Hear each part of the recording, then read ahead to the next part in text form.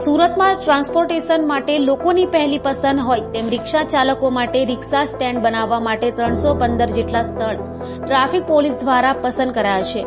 જે રિક્ષા સ્ટેન્ડ સુરત મહાનગરપાલિકા સાથે મળી ટ્રાફિક પોલીસ દ્વારા શરૂ કરાશે। સુરતમાં વધી રહેલી ટ્રાફિકની સમસ્યાને નિવારવા ટ્રાફિક પોલીસ હરહંમેશ અગ્રેસર છે, ત્યારે સુરતના ટ્રાન્સપોર્ટેશનની અગ્રેસર વસ્તુ એવી રિક્ષા માટે સ્ટેન્ડની ટ્રાફિક પોલીસ દ્વારા સ્થળ પસંદગી કરાઈ છે। ટ્રાફિક ડીસીપી અનિતા વાનાણીએ જણાવ્યું હતું કે સુરતમાં 315 જેટલા જૂના અને નવા રિક્ષા સ્ટેન્ડ માટે જગ્યાનું નિરીક્ષણ કરાયું છે, જે રિક્ષા સ્ટેન્ડ માટે સુરત મહાનગરપાલિકા સાથે મળી ચકાસણી કરી રિક્ષા સ્ટેન્ડ શરૂ કરાશે, જ્યાં રિક્ષા ચાલકો રિક્ષા લઈ ઉભા રહી શકશે। રિક્ષા સ્ટેન્ડ ખાતે કેટલી રિક્ષા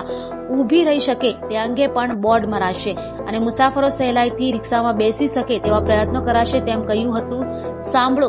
શું કહી રહ્યા છે ટ્રાફિક ડીસીપી અનિતા વાનાણી।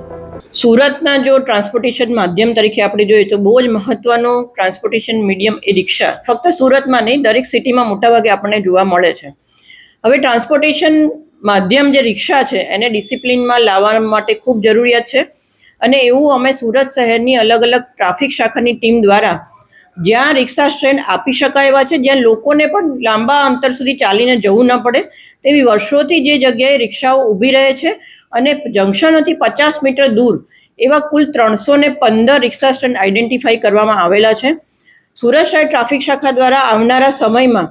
જે જાહેરનામું બહાર પાડવામાં આવ્યું છે 315 સ્ટેન્ડનું, ત્યાં કોર્પોરેશન દ્વારા લોકો સરળતાથી અને રિક્ષાવાળા પણ સરળતાથી સમજી શકે તે માટે પીળા કલરના રિક્ષાના પાર્કિંગ માટેના પટ્ટાઓ અને સાથે સાથે સાઇનેજીસ પણ લગાડવામાં આવશે કે જેમાં કેટલી સંખ્યામાં રિક્ષાઓ ત્યાં ઊભી રહી શકશે એવું દર્શાવેલું હશે અને આ સાઇન બોર્ડ અને આ પટ્ટા મુજબ જ રિક્ષાવાળા એ જગ્યાએ ઊભી રાખે એવો પ્રયત્ન સુરત શહેર ટ્રાફિક શાખા દ્વારા કરવામાં આવશે। લોકોની સગવડતાને ધ્યાનમાં રાખવાની સાથે સાથે રોડ ડિસિપ્લિન પણ જળવાઈ રહે તે અત્યંત જરૂરી છે અને લોકોની સગવડતા પણ જાળવવું ખૂબ જરૂરી છે। એટલે આ તબક્કે રિક્ષા એસોસિએશનની અવારનવાર ટ્રાફિક શાખા સાથે મિટિંગ પણ થયેલી છે, એમને સમજ પણ કરવામાં આવેલું છે અને મિટિંગમાં એમના જેટલા પણ સજેશન્સ હતા કે એમને કઈ જગ્યાએ રિક્ષા સ્ટેન્ડ જોઈએ છે, ક્યાં જરૂરિયાત છે, ટ્રાફિકમાં અડચણરૂપ ન હોય તેવી જગ્યાએ એમને રિક્ષા સ્ટેન્ડ આપવામાં આવેલા છે અને હજી પણ જો રિક્ષા ચાલકો અવારનવાર અમારા જે પણ સૂચનાઓ છે એનું પાલન નહીં કરે તો ચોક્કસપણે આવી રિક્ષાઓ ડિટેન કરી અને એમને આરટીઓનો મેમો આપવામાં આવશે અને કાયદેસરની કાર્યવાહી તો કરવામાં આવશે જ। રિક્ષા ચાલકો ઇઝીલી અવેર થઈ જશે, શું લાગે છે? બિલકુલ, મને એવું લાગે છે